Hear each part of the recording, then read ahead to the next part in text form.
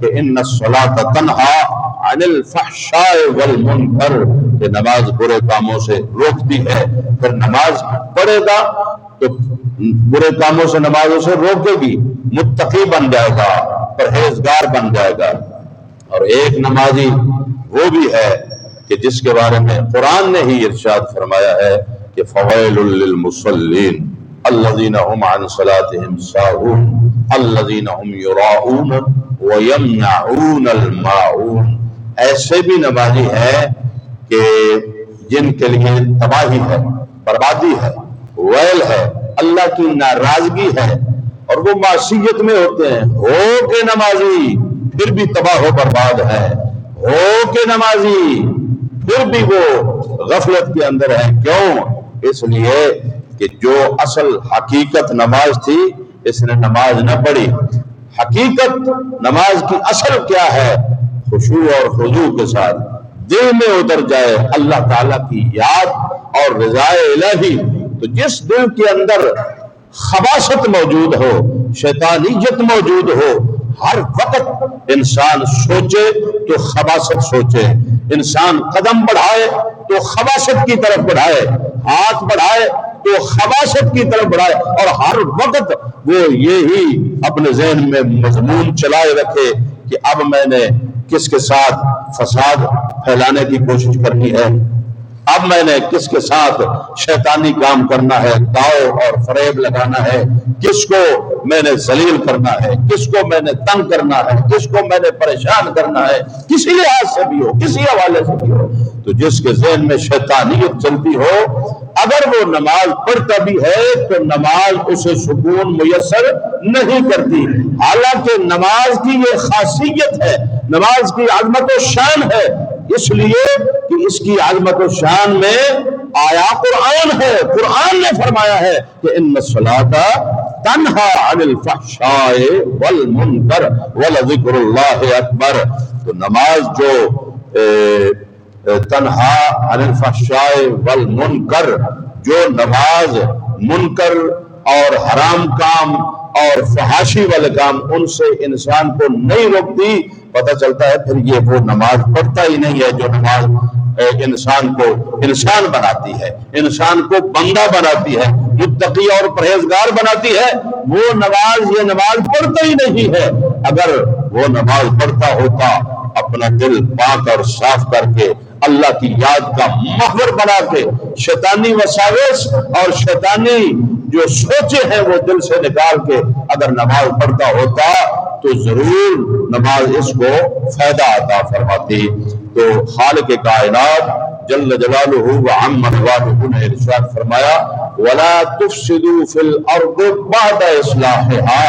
اصلاح ہو جانے کے بعد اب زمین میں فساد نہ پھیلاؤ.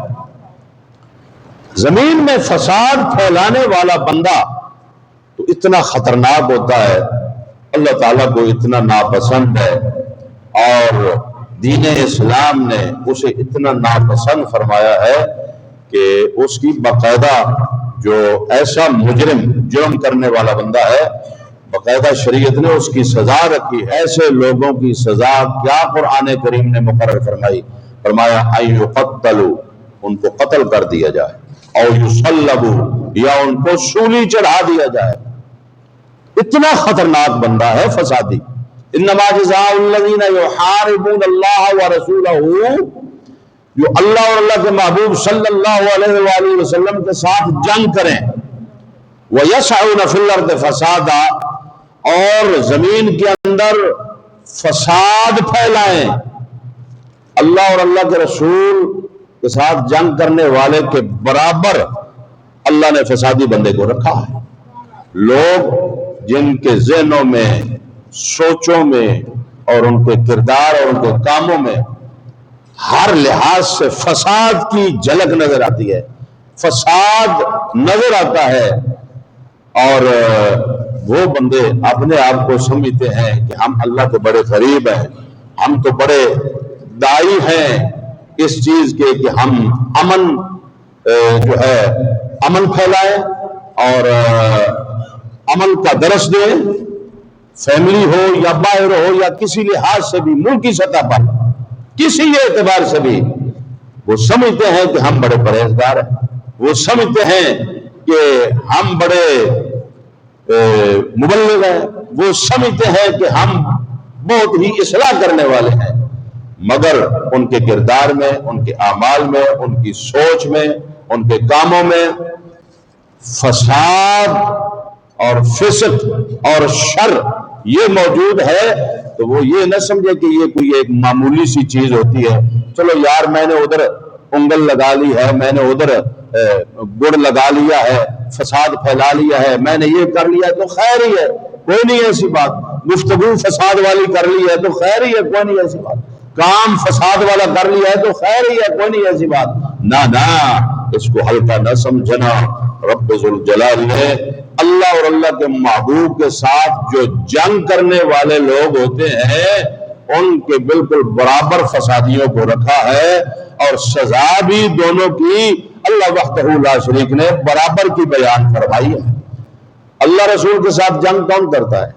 سب سے پہلے نمبر پر کافر لوگ، منافق لوگ، اور کافر اور منافق جو ہوتا ہے ان سے کائنات کے اندر بڑھ کے کوئی فسادی نہیں ہوتا، سب سے بڑا فسادی کافر ہے اور منافق ہے۔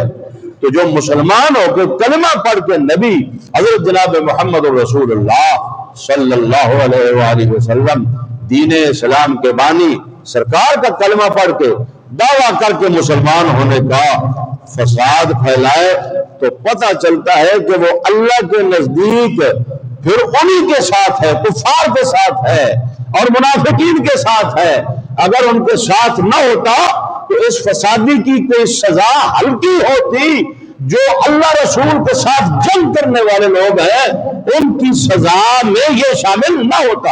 سنو قرآن کریم اللہ تعالیٰ نے فسادی بندے کی سزا کیا رکھی ہے۔ یہاں پر یہ نہیں فرمایا کہ یہ کلمہ گو ہوگا تو بے شک فساد پھیلاتا رہے لیکن اس کی سزا جو ہے پھر وہ اس میں کمی ہونی چاہیے، بلکہ سنیے فرمایا انما جزاء الذین یحاربون اللہ ورسولہ ویسعون فی الارض فسادا ان یقتلوا او یصلبوا او تقطع ایدیہم وارجلہم من خلاف او ينفوا من الارض۔